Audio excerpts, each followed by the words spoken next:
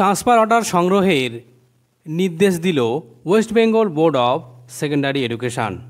এগুলি কোন ধরনের ট্রান্সফার? এই দেখুন বন্ধুরা, 16/6/2025 আজকের তারিখে এই অর্ডারটি দেওয়া হয়েছে West Bengal Board of Secondary Education থেকে। Intimation to the candidate for collecting transfer order. কোথায় থেকে সংগ্রহ করতে হবে?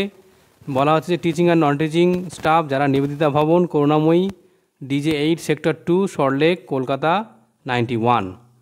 সমস্ত যাদের নামে এই ট্রান্সফার অর্ডার জারি হয়েছে, শিক্ষক বা শিক্ষাকর্মী, তাদেরকে রিকোয়েস্ট করা হচ্ছে যে এই ট্রান্সফার অর্ডার সংগ্রহের জন্য অবশ্যই original and self attested photocopy নিয়ে উপস্থিত হতে হবে ঠিক 19/6/2025 তারিখে বেলা 12টায়।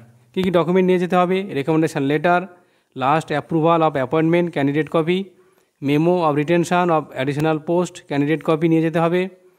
অন ফটো বিয়ারিং ডকুমেন্ট, সেটা এপিক হতে পারে, আধার হতে পারে, pan, passport, driving licence. Photo bearing একটা ডকুমেন্ট নিয়ে যেতে হবে, সেটা ম্যারেজ সার্টিফিকেট হতে পারে।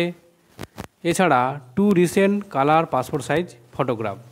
এখন প্রশ্ন হচ্ছে এগুলো কী ধরনের ট্রান্সফার?